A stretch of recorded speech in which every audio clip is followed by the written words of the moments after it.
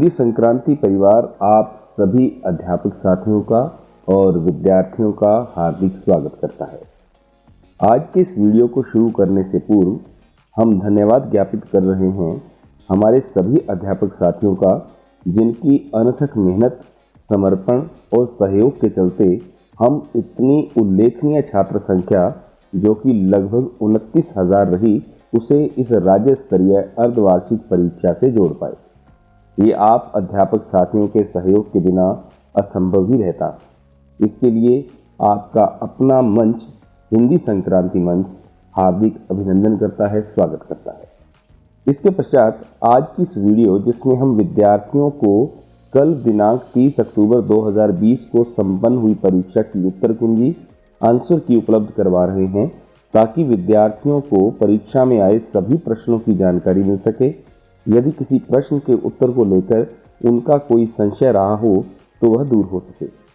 यहाँ एक बात हम अवश्य स्पष्ट कर देना चाहेंगे कि इस परीक्षा, उत्तर कुंजी इत्यादि भेजने का उद्देश्य मात्र इतना है कि हमें हमारे उन प्रश्नों का पता चल सके जिनकी अच्छी तैयारी करनी बाकी है।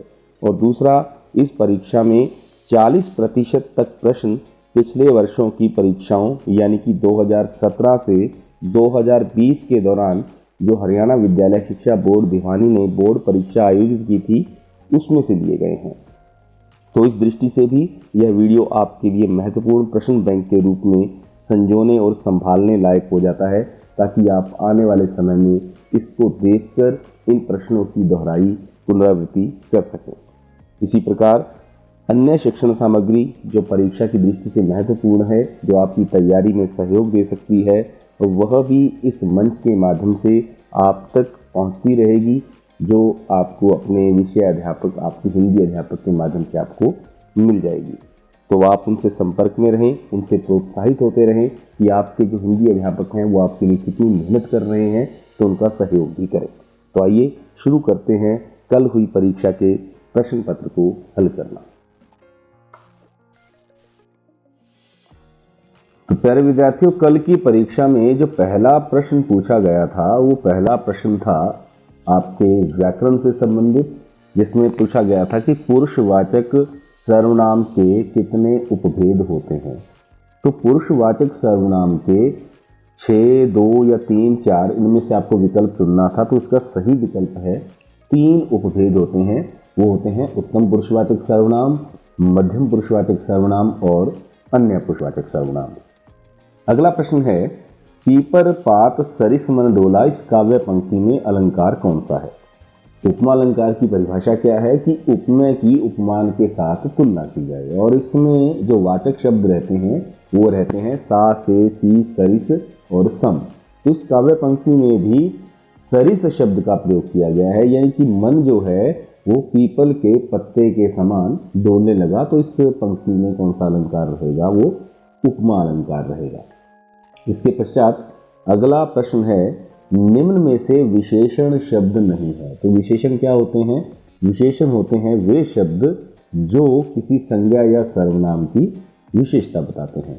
तो नुकीला, नोकदार, नोक और नक्ता, इनमें से नुकीला, नुकीला कांटा, नोकदार सुई, नक्ता आदमी। लेकिन जो नोक शब्द है उसके आगे आप किसी संज्ञा या सर्वनाम का प्रयोग नहीं कर सकते, ये अपने आप में संज्ञा शब्द है।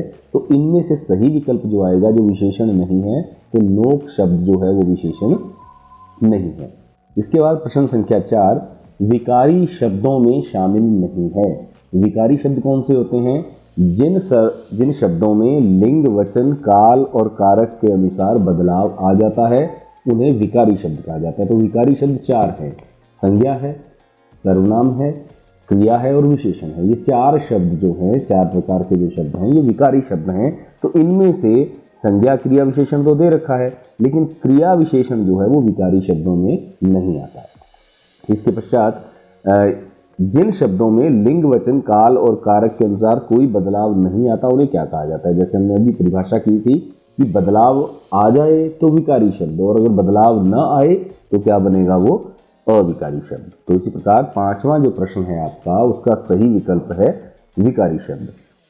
इसके बाद प्रश्न संख्या 6, चौपाई छंद के प्रत्येक चरण में कितनी मात्राएं होती हैं? तो चौपाई छंद के प्रत्येक चरण में 16 मात्राएं होती हैं। अब इस प्रश्न के साथ साथ हम आपको जानकारी देना चाहेंगे कि आपके पाठ्यक्रम में दो आ गए हैं, दोहा छंद और चौपाई छंद। इन दोनों में से एक प्रश्न 100% आपकी परीक्षाओं में पूछा जाता है कि दोहा छंद की परिभाषा देते हुए उसका उदाहरण लिखिए, या चौपाई छंद की परिभाषा देते हुए उसका उदाहरण लिखिए। तो ये 2 अंक का प्रश्न 100% आपको आपके बोर्ड परीक्षा के अंदर पूछा जाने वाला प्रश्न है। तो इसको आप अवश्य नोट करके रखें कि चौपाई छंद के प्रत्येक चरण में 16 मात्राएं होती हैं, और जो दोहा छंद है उसके अंदर 13 और 11 यानी कि 24 मात्राएं होती हैं। तो बस इतना आपको याद रखना है और आपका जो है प्रश्न का उत्तर आपके पास सदैव रह जाएगा। इसके पश्चात रहीमन पानी राखिए बिन पानी सब सून पंक्ति के दोनों चरणों में कुल कितनी मात्राएं हैं? तो हमने अभी बात की थी कि दोहा जो छंद है उसके अंदर पहले चरण में 13 और दूसरे चरण में 11 मात्राएं हैं। तो यहाँ पे 2 चरण दे रखे हैं। पहला चरण है रहीमन पानी राखिए और दूसरा चरण है बिन पानी सब सून। तो इन दोनों चरणों की अगर मात्राओं को हम गिनते हैं तो ये मात्राएं होती हैं 13 × 11 यानी कि 24 मात्राएं। तो इस प्रकार ये प्रश्न जो आपको छठा और 7वां प्रश्न आपने किया, ये परिभाषा की दृष्टि से और उदाहरण की दृष्टि से बहुत ही महत्वपूर्ण प्रश्न है, जो आपको परीक्षाओं में 2 अंक प्राप्त करने में सहायता प्रदान करेगा। इसके बाद अगला प्रश्न है, मोहन ने घर की सफाई करने में माता जी की मदद की। तो वाक्य का प्रकार बताइए। तो वाक्य जो है वो रचना की दृष्टि से 3 प्रकार के वाक्य हैं, मिश्र वाक्य, संयुक्त वाक्य और सरल वाक्य। इन तीनों में से आपको चुनना बनता है, क्योंकि दीर्घ वाक्य तो वैसे ही विकल्प नहीं होता रचना के आधार पर वाक्य का। तो इसका जो उत्तर बनेगा कि मोहन ने घर की सफाई करने में माता जी की मदद की, जिस वाक्य के अंदर एक उद्देश्य हो यानी कि कर्ता या काम करने वाला, और एक विधेय जो उसके द्वारा किया जा रहा है। उद्देश्य द्वारा जो काम किया जा रहा है उसको विधेय कहते हैं। तो उद्देश्य मोहन ने क्या काम किया है? घर की सफाई। तो यहाँ पर ये बनेगा सरल वाक्य। इसके पश्चात प्रश्न संख्या 9, आकर्षण शब्द का विलोमार्थी क्या है? तो आकर्षण शब्द का विलोमार्थी है अपकर्षण। देखिए, आकर्षण और अपकर्षण में जो शुद्ध है वो है अपकर्षण। तो इस प्रकार आपको सही विकल्प का चुनाव करते हुए इसका उत्तर देना था। प्रश्न संख्या 10 है, कंचन बरसना मुहावरे का अर्थ क्या है? तो कंचन बरसने का अर्थ है छूट मिलना, सोना मिलना, धन लाभ होना या हानि होना। तो इस मुहावरे का सही और सटीक अर्थ है धन लाभ होना। अगला प्रश्न है, आम का अनेकार्थी शब्द है सामान्य, फल, जनता और विकल्प चौथा है विकल्प पहला और दूसरा। तो अनेकार्थी शब्द वो होते हैं जहां पर एक ही शब्द के एक से अधिक अर्थ निकले। तो यहाँ पर आम के एक से अधिक अर्थ हैं। आम का अर्थ सामान्य भी है, जैसे आम जनता कह देते हैं हम, और आम फल भी होता है जो आप गर्मी की ऋतु में खाते हैं। तो इस प्रकार इसका सही उत्तर बनेगा विकल्प पहला और दूसरा। इसके पश्चात प्रश्न संख्या 12 जो है उसमें है, फूला ना समाना मुहावरे का अर्थ क्या है? तो फूला ना समाना मतलब बहुत खुश होना। तो इसका सही अर्थ है बहुत खुश होना। प्रश्न संख्या 12 का जो सही विकल्प है वो विकल्प तीसरा है। इसके पश्चात है प्रश्न संख्या 13, भिन्न शब्द छांटिए। भिन्न शब्द यानी कि आपको जो 4 विकल्प दिए गए हैं उन चारों में से एक शब्द ऐसा है जिनका अर्थ जो है वो बाकी 3 से अलग है। तो अमृत, सलिल, पीयूष, सुधा। इनमें से जो सलिल है उसका अर्थ है पानी या जल, बाकी सभी अमृत के पर्यायवाची हैं। सोम यानी कि अमृत, सुधा, पीयूष ये इसके पर्यायवाची हैं। सलिल शब्द का अर्थ पानी होता है। तो आप भिन्न जब छानेंगे तो उसका अर्थ है आपने सलिल विकल्प को चुनना है। प्रश्न संख्या 14, बाल कल्पना कैसे पाले। इस पंक्ति में कौन सा अलंकार है? ये जो कविता है ये आपके पाठ्यक्रम से बादल राग कविता है जो उसमें से ये पंक्ति ली गई है और बहुत ही महत्वपूर्ण पंक्ति है। कई बार ये परीक्षा पत्र के अंदर ये पूछी गई है जो बोर्ड की परीक्षाएं 2017 और 2020 के दौरान हुई हैं। तो बाल कल्पना कैसे पाले, अभी आपको मैंने पहले भी बताया था कि जिस काव्य पंक्ति में सा, से, सी, सरिस ये वाचक शब्द हैं तुलना, ये तुलना प्रदर्शित करने वाले वाचक शब्द हैं। जहां पर ये शब्द आपको मिलते हैं तो ये वाचक शब्दों के कारण वो काव्य पंक्ति में कौन सा अलंकार होता है? वहां पर उपमा अलंकार होता है। इसके बाद प्रश्न संख्या 15, निर्गुण का विलोमार्थी शब्द क्या है? तो निर्गुण का विलोमार्थी शब्द है सगुण।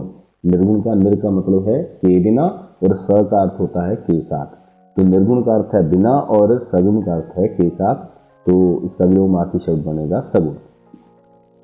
प्रश्न संख्या 16, जॉर्ज पंचम की नाक में किस रानी का उल्लेख है? जॉर्ज पंचम की नाक पाठ में रानी एलिजाबेथ का उल्लेख मिलता है। ये पाठ जो है आपका पहला ही पाठ है, स्वयं प्रकाश जी द्वारा लिखा गया पाठ है। उसमें जो जिक्र आया है, जो चर्चा आई है, वो किसकी आई है? रानी एलिजाबेथ की आई है। अगला प्रश्न है, गंतोक निम्न में से किस राज्य में स्थित है? साना साना हाथ जोड़ी, इसके लेखिका हैं मधु कांकरिया जी, और उनके द्वारा रचित इस यात्रा वृतांत के अंदर जो है सिक्किम राज्य की प्राकृतिक सौंदर्य का वर्णन किया गया है। तो इस कारण इसका जो विकल्प बनेगा, सही विकल्प, वो है सिक्किम। इसके पश्चात अगला प्रश्न है प्रश्न संख्या 18, माता का अंचल पाठ का मुख्य पात्र कौन सा है? तो माता का अंचल जो पाठ है उसका मुख्य पात्र है भोलानाथ। प्रश्न संख्या 19, बौद्ध धर्म में सफेद झंडियां किस भाव का प्रतीक है? तो बौद्ध धर्म में सफेद झंडियां शोक का यानी कि दुख का प्रतीक है।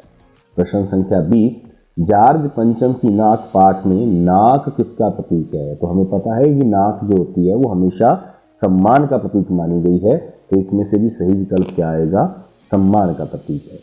प्रश्न संख्या 21 में सूर किस भाषा के कवि हैं? तो इनमें से 4 भाषाएं आपको दी गई हैं, अवधी भाषा, राजस्थानी, ब्रज और भोजपुरी।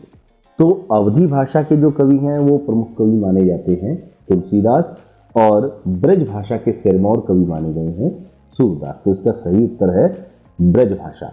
उसके पश्चात उद्धव को वड़भागी किसने कहा? तो उद्धव को वड़भागी कहा गोपियों ने। ये जो आपकी सूरदास के पद जिसमें गोपियां उद्धव संवाद है, तो जो बातचीत हो रही है वो किनके बीच में हो रही है? गोपियों के बीच में और श्री कृष्ण के भेजे गए दूत उद्धव के बीच में। तो इसलिए ये जो उद्धव को वड़भागी कहकर उसके ऊपर व्यंग्य कर रही हैं, तो वो कौन कर रही हैं? वो गोपियां कर रही हैं। तुलसी के आराध्य देव कौन है? हमने पहले भी चर्चा की है कि तुलसी के आराध्य देव श्री राम हैं। अगला प्रश्न है, भृगुकुल केतु, बहुत ही महत्वपूर्ण प्रश्न है। भृगुकुल केतु किसे कहा गया है? राम लक्ष्मण परशुराम संवाद के अंतर्गत इस प्रश्न का उत्तर बनता है परशुराम। तो भृगुकुल केतु किसको कहा गया है? वो परशुराम जी को कहा गया है। प्रश्न संख्या 25, श्री कृष्ण के माथे पर क्या सुशोभित हो रहा है? तो माथे पर क्या पहना जाता है? वो किरीट यानी कि मुकुट पहना जाता है। कमर के अंदर करधनी और गले के अंदर बनमाल और पांव की उंगली में नुपुर धारण किए जाते हैं। तो इस प्रकार इनमें से कोई ना कोई जो प्रश्न है वो आपको परीक्षा के अंदर मिलेगा ही मिलेगा, जो कि श्री कृष्ण के जो पहने हुए आभूषणों से संबंधित होगा। तो आप इस प्रश्न को विशेष ध्यान से नोट करके रखें। अगला प्रश्न है, बालक वसंत को सुबह कौन जगाता है? तो ये जो प्रश्न है इसका उत्तर कविता की पंक्तियों में मिलता है, जिसमें एक पंक्ति आती है, प्रात ही जगावत गुलाब चटकाई, मतलब चुटकी बजाकर कौन जगा रहा है? बालक, वसंत रूपी बालक को गुलाब जगा रहा है। तो इसका सही उत्तर क्या है? वो गुलाब आएगा। प्रश्न संख्या 27, उत्साह कविता के रचनाकार का नाम बताइए। तो उत्साह कविता के रचनाकार का नाम है सूर्यकांत त्रिपाठी निराला। प्रश्न संख्या 28, उत्साह कविता में किसका आह्वान किया गया है? उत्साह कविता में बादल का आह्वान किया गया है। बादल गरजो, तो बादल गरजो, बादल की गरजने का आह्वान है, तो इसका सही विकल्प आएगा बादल। अट नहीं रही है कविता में किसकी सुंदरता का वर्णन है? तो प्यारे विद्यार्थियों, कई बार कविता पढ़ाते समय जब आपके हिंदी अध्यापक आपको कविता पढ़ा रहे होते हैं, तो आपको उसको कविता के भाव को समझने के साथ साथ मुख्य बातें भी आपको नोट करनी चाहिए। जैसे इस जो प्रश्न का उत्तर है वो सीधा साधा जो उत्तर है, वो सीधा स्पष्ट उत्तर है, वो कविता की पहली पंक्ति में मिलता है। जैसे अट नहीं रही है आभा फागुन की तनसट नहीं रही है, तो किसकी सुंदरता का वर्णन किया गया? इसमें फागुन मास की सुंदरता का वर्णन किया गया है। अगला प्रश्न भी देव रचित कविता है। जुन्हाई शब्द का क्या अर्थ है? तो जुन्हाई शब्द का अर्थ है, तीसरा विकल्प बनेगा चांदनी। इसी प्रकार नेताजी का चश्मा पाठ के रचनाकार, नेताजी का चश्मा कक्षा 10वीं का पहला ही पाठ है जिसके रचनाकार हैं स्वयं प्रकाश। हालदार साहब कस्बे में कितने दिन बाद आते थे? प्रश्न संख्या 32। तो इसका जो सही उत्तर है वो आएगा 15 दिन के बाद। तो हालदार साहब कस्बे में कितने दिन बाद आते थे? वो 15 दिन के बाद चक्कर लगाते थे। और प्रश्न संख्या 33 बहुत ही महत्वपूर्ण प्रश्न है, बाल गोविंद भगत के कितने बेटे थे? 2020 मार्च के अंदर भी ये प्रश्न परीक्षा में पूछा गया था। तो बाल गोविंद भगत के कितने बेटे थे? बाल गोविंद भगत का एक ही बेटा था। बाल गोविंद भगत क्या बजाते थे? बाल गोविंद भगत खंजड़ी बजाते थे। ठीक है, तो उसके पश्चात अगला प्रश्न है, कौन बत्तीसी दिखाकर हंसने लगा? ये जो प्रश्न है ये नेताजी का चश्मा पाठ से उद्धृत किया गया है। तो कौन बत्तीसी दिखाकर हंसने लगा? जब हालदार और पान वाले की बात हो रही थी तो कैप्टन के ऊपर व्यंग करते हुए कौन हंस रहा है? वो पान वाला हंस रहा है, बत्तीसी दिखाकर पान वाला हंस रहा था। बाल गोविंद भगत किसे साहब मानते थे? साहब का मतलब अपना इष्ट, अपना ईश्वर, अपना भगवान किसे मानते थे? तो बाल गोविंद भगत कबीर जी को अपना साहिब या इष्ट मानते थे। प्रश्न संख्या 37, लखनवी अंदाज पाठ के लेखक का नाम क्या है? तो लखनवी अंदाज पाठ के लेखक का नाम है यशपाल। ये जो कहानी लिखी गई है ये किसके द्वारा लिखी गई है? ये यशपाल जी द्वारा लिखी गई कहानी है। और इसी पाठ में से अगला प्रश्न है, डिब्बे में कौन बैठा था? अब पाठ का नाम है लखनवी अंदाज, तो लखनऊ के नवाब बहुत प्रसिद्ध हैं। तो इनमें से ऑप्शन दे रखा है कि डिब्बे में कौन बैठा था, क्योंकि यात्रा के दौरान के अनुभव का वर्णन था। सिपाही, टिकट निरीक्षक, जेब कतरा या नवाबी नस्ल का व्यक्ति?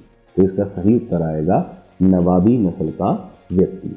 इसके पश्चात प्रश्न संख्या 39 है, फादर कामिल उनके किस देश के रहने वाले थे? तो फादर कामिल उनके किस देश के रहने वाले थे? वो बेल्जियम देश के रहने वाले थे, जो भारत आए थे और भारत की संस्कृति यहीं के रंग में वो रंग गए और यहीं पर उन्होंने अपना सारा जीवन व्यतीत किया। ये जो प्रश्न है ये संबंधित है मानवीय करुणा की दिव्य चमक, जिसके रचनाकार हैं सर्वेश्वर दयाल सक्सेना।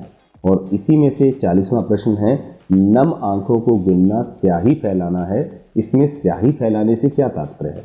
नम आंखों को गिनना, स्याही फैलाने का भाव है व्यर्थ का काम करना। तो आप सभी बच्चों ने देखा कि हमने इस वीडियो के माध्यम से आपके सामने उन सभी 40 प्रश्नों के सही उत्तर जारी किए हैं जो कल परीक्षा में पूछे गए थे। तो आपको, अगर आपके उत्तर अधिकतर उत्तर ठीक हैं, ऐसा हमारा विश्वास है, अगर आपके उत्तर कुछ गलत भी हैं तो आपने निराश नहीं होना है। ये जो प्रश्न आपके पास आए हैं इनमें से अधिकतर प्रश्न जो हैं वो बहुत ही महत्वपूर्ण हैं, जो कि पिछले 3 सालों की बोर्ड परीक्षाओं में आए ही आए हैं।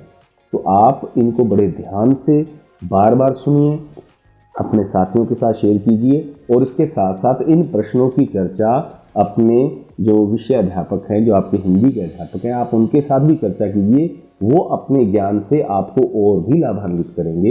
इन्हीं शब्दों के साथ बहुत बहुत धन्यवाद।